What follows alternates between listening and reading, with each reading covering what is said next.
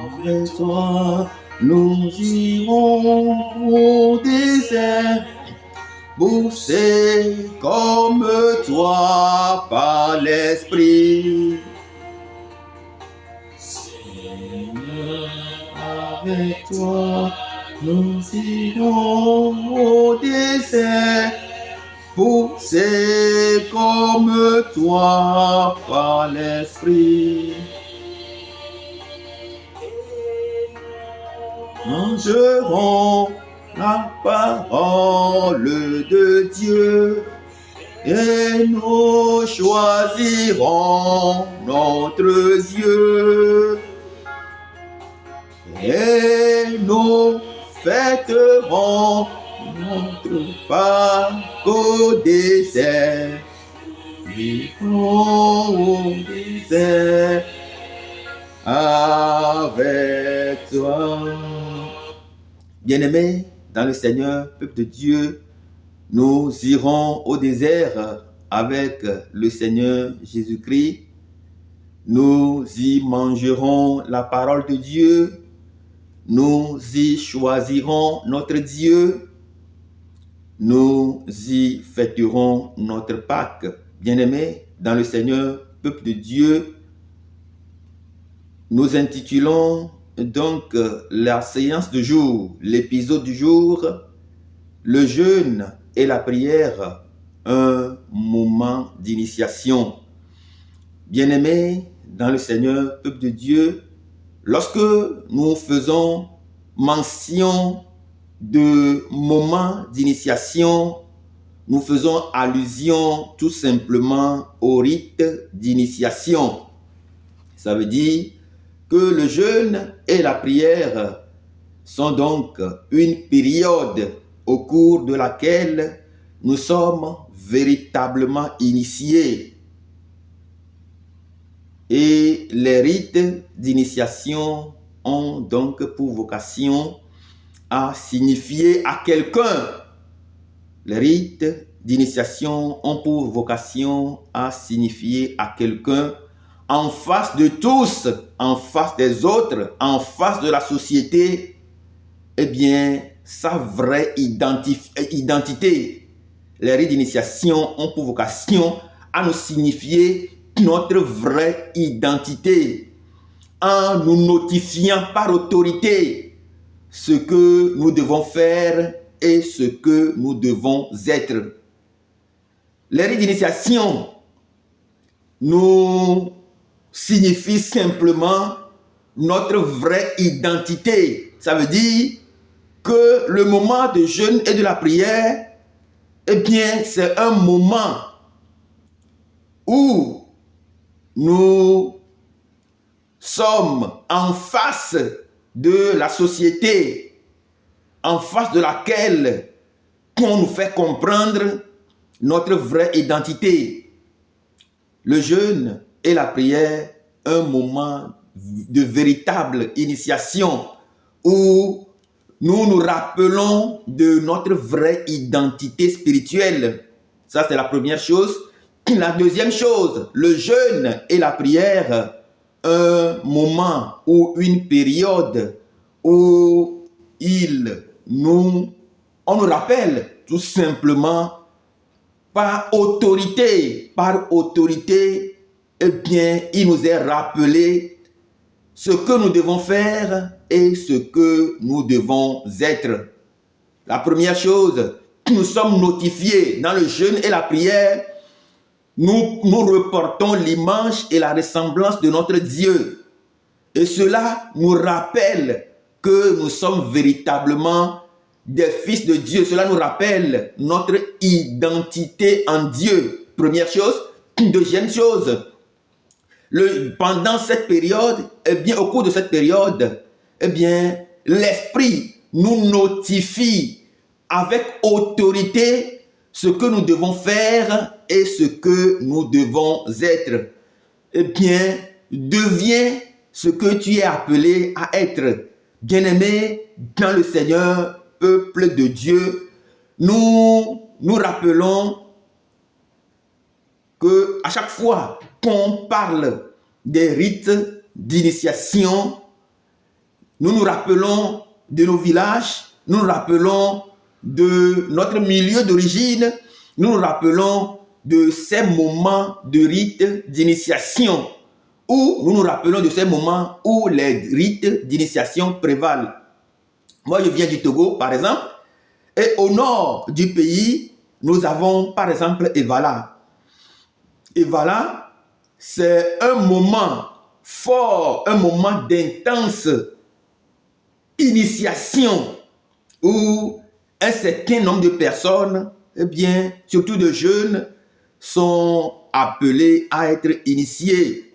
Et on leur notifie par autorité ce qu'ils doivent faire dans la société, dans leur communauté, et ce qu'ils doivent être.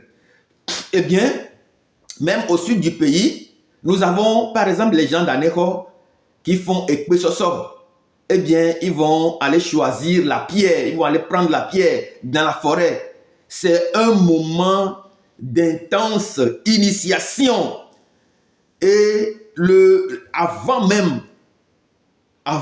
même d'aller prendre la pierre dans la forêt, eh bien, il y a un moment de préparation, un moment d'initiation, un moment de réunion sur réunion des grands prêtres vaudous où ils doivent s'asseoir, ils doivent consulter leur divinité, où ils doivent initier également un ensemble de personnes qui sont donc appelées à les relayer après coup.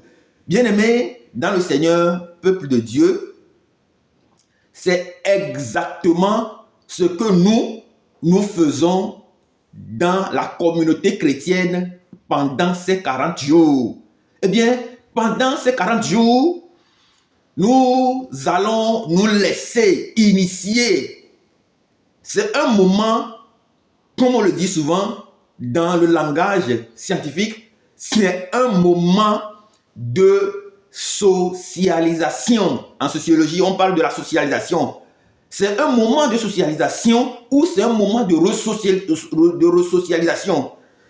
Eh bien, c'est un moment où il se passe beaucoup de choses. C'est un moment fort, d'intense préparation où on initie un certain nombre d'individus en leur notifiant avec autorité ce qu'ils doivent faire vis-à-vis de la société et ce qu'ils doivent être. Bien-aimés dans le Seigneur, peuple de Dieu, dans la communauté chrétienne, eh bien, c'est ce même moment que nous vivons. Nous vivons un moment de préparation, un moment d'initiation où Dieu lui-même, en nous conduisant au désert, va nous initier à un certain nombre de choses. Eh bien, le moment d'initiation, c'est tout simplement un moment où nous apprenons.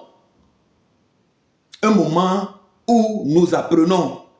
Et pour nous aider à mieux apprendre, eh bien, nous sommes sujets à faire le jeûne et la prière. Nous sommes sujets à nous abstenir des choses qui nous maintiennent dans la chair et nous sommes sujets à prier pendant que notre esprit s'élève, pendant que notre esprit est complètement léger. Bien-aimés dans le Seigneur, peuple de Dieu, qu'est-ce que vous apprenez en ces moments de jeûne et de prière? Qu'est-ce que tu apprends concrètement en ces moments d'initiation où Dieu lui-même, en te conduisant au désert, est en train de te préparer, en train de t'initier, en train de te montrer des choses à faire? Bien-aimé dans le Seigneur, peuple de Dieu, je vais donc essayer de subdiviser l'apprentissage. Ce que nous devons apprendre, je vais donc essayer ce que nous apprenons, ou comment nous apprenons, ou la manière dont nous devons apprendre. Eh bien, je vais donc essayer de subdiviser cette manière-là en 3 formes d'apprentissage ou en 3 niveaux d'apprentissage. Le premier niveau d'apprentissage ou d'initiation, eh bien, nous le voyons dans la parole de Dieu. Le premier niveau d'initiation, eh bien, c'est par le tas. Nous apprenons, quand nous rentrons dans le jeûne et la prière, ce moment d'initiation, eh bien, nous apprenons donc sur le tas. C'est-à-dire, apprendre sur le tas, c'est-à-dire que quelqu'un fait quelque chose et tu regardes la chose et tu reproduis la même chose. Ça, c'est ce qu'on appelle apprentissage sur le tas. Bien-aimés dans le Seigneur, peuple de Dieu, qu'est-ce que vous êtes en train d'apprendre en ce moment de jeûne et de prière sur le tas? Qu'est-ce que vous apprenez sur le tas?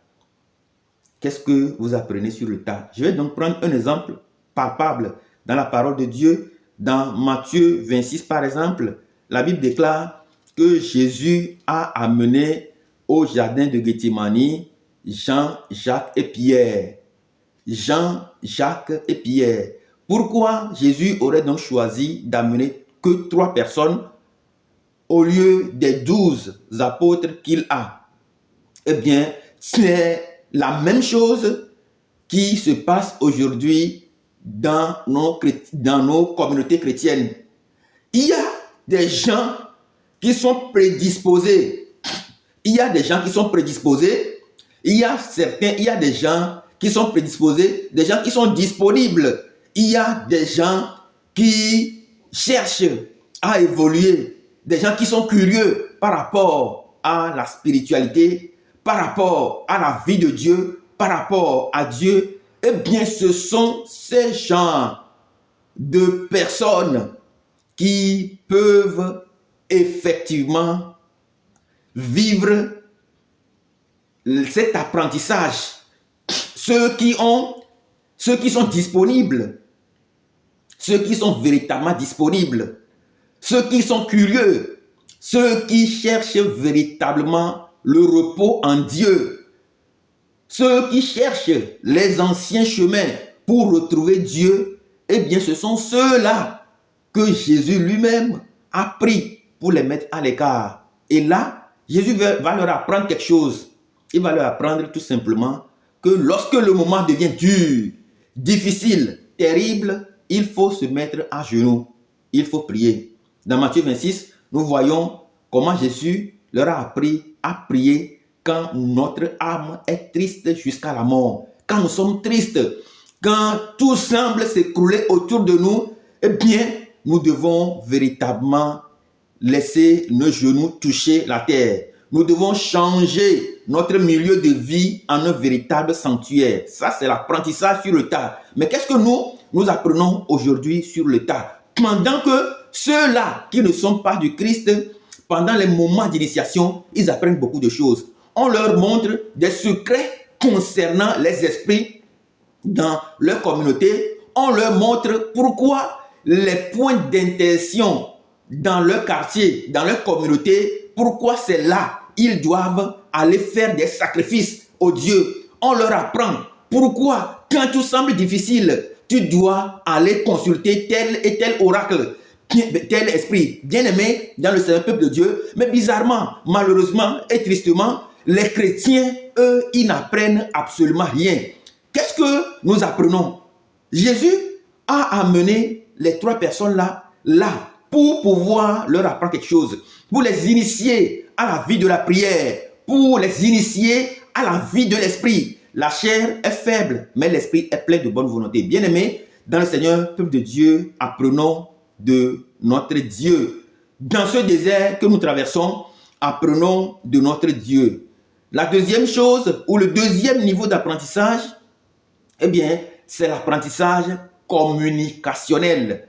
C'est quand nous décidons véritablement d'être curieux, d'apprendre quelque chose de Dieu, de connaître quelque chose sur Dieu et de vivre la vie de Dieu, eh bien, nous sommes emportés par l'Esprit pendant que nous prions et nous jeûnons. Et dans Daniel chapitre 10, la Bible déclare que pendant que Daniel priait pendant 21 jours, eh bien, Dieu a téléchargé quelque chose en lui ou autrement dit, il a été emporté par l'esprit dans une dimension ou un état d'esprit. Il était rentré dans un état d'esprit, dans un état d'âme, où il vit son ange gardien, qui lui dit, ne crains rien, car dès le premier jour, tu as eu à cœur de prier et de t'humilier devant ton Dieu. Tes paroles ont été entendues et c'est à cause de tes paroles que je viens. L'ange qui n'est pas descendu dans sa maison, non, je suis désolé, mais l'ange, cette rencontre a eu lieu dans un état d'esprit. Les chrétiens, on ne va pas s'asseoir dans nos salons, on ne va pas flâner dans nos quartiers, on ne va pas faire du n'importe quoi en pensant que nos anges gardiens viendront nous raconter quelque chose dans nos salons ou dans nos maisons, ou pendant que nous sommes toujours dans les bévues. Et l'ange lui a dit, le chef du royaume de Perse m'a résisté pendant ces 21 jours. C'est dans une dimension, c'est dans un état d'esprit. Dieu l'a amené dans une dimension, dans un état d'esprit où il peut rencontrer finalement son ange. Eh bien, c'est à cette initiation que nous sommes appelés. C'est à cette initiation que pendant que nous jeûnons et nous prions, que nous soyons emportés, que nous soyons initiés. Et dans cette initiation, Daniel a appris que quand on se met à jeûner et à prier avec véritablement à cœur de vivre que pour Dieu, avec Dieu et en Dieu, eh bien, Dieu aussi nous amène dans les dimensions à la rencontre de nos anges gardiens. C'est la deuxième forme d'initiation, c'est le deuxième type d'apprentissage qui est communicationnel dans Daniel chapitre 10. C'est-à-dire que Dieu nous communique des choses. L'ange nous communique des choses. L'ange nous parle des choses de l'esprit. L'ange essaie de nous dire des choses. Il rentre en intention, en communication avec nous et il nous parle, il nous enseigne, il nous éduque, il nous socialise spirituellement, il nous socialise, il nous montre le chemin à suivre, le chemin à faire, le chemin à ne pas manquer pour résolument revenir à l'esprit. Ce Dieu-là que nous cherchons tant. Le troisième niveau d'apprentissage, bien aimé dans le Seigneur, peuple de Dieu, c'est ce que nous appelons l'apprentissage transformateur ou l'apprentissage émancipateur. C'est-à-dire que pendant que dans un premier temps, nous apprenons sur le tas, nous voyons les choses, nous voyons comment faire, comment Jésus dit de prier et de jeûner, de prier sans cesse, car l'esprit est fort et la chair est faible. Et pendant que, dans le deuxième temps, pendant que nous suivons le regard de Jésus, nous suivons la parole de Jésus, nous rentrons directement dans la dimension pour rencontrer nos anges et avoir la réponse à nos solutions. Jésus nous montre qu'il y a un troisième niveau d'apprentissage qui est celui de l'apprentissage transformateur ou l'apprentissage émancipateur. Nous sommes émancipés à jamais. Dans ce type d'apprentissage, qu'est-ce que nous voyons? Eh bien, nous faisons l'expérience, comme Jésus nous le montre dans Marc chapitre 9, nous faisons l'expérience de la transfiguration. La Bible déclare, le même Jésus qui a amené Jean, Jacques et Pierre à Gethsémane va les amener maintenant sur une haute montagne pour leur montrer que quand vous apprenez sur le tas, vous apprenez à prier, vous apprenez à jeûner, vous laissez votre chair mourir et que votre esprit prenne véritablement le relais, eh bien, vous êtes capable d'aller maintenant dans les hauteurs.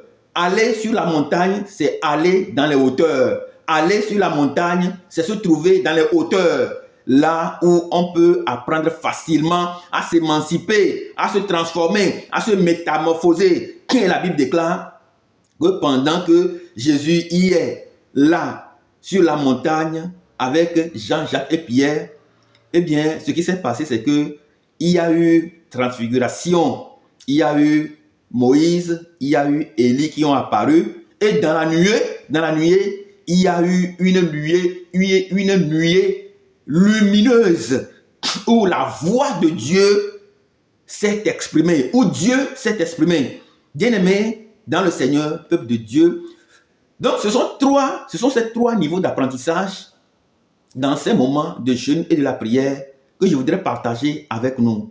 Apprentissage sur le tas, ce que nous apprenons sur le tas, comment nous apprenons à prier, comment nous reconnaissons les choses de Dieu, comment nous vivons dans la piété, comment nous vivons dans la crainte de Dieu, comment nous vivons, nous désirons chercher Dieu. La deuxième chose, eh bien, comment en faisant ce que Dieu nous demande de faire, Jésus nous demande de faire, comment en faisant ça, en pratiquant la vie de piété, la vie de jeûne, la vie de prière, comment nous avons des visitations angéliques pour pouvoir bénéficier des vraies connaissances qui viennent de Dieu lui-même.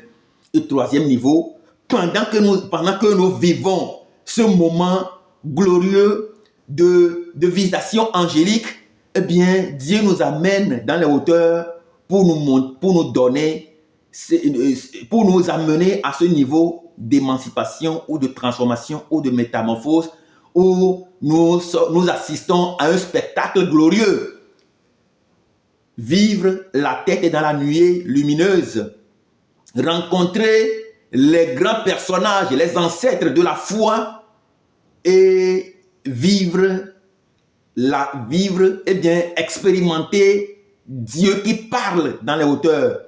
Dieu nous bénisse abondamment et j'espère que ce moment de jeûne et de prière sera un véritable moment d'apprentissage sur le tas, d'apprentissage par communication et d'apprentissage émancipateur pour nous permettre de maîtriser la société dans laquelle nous vivons et maîtriser les choses de l'esprit. Dieu nous bénisse abondamment dans le nom puissant, glorieux, magnifique de notre Seigneur Jésus-Christ. Amen.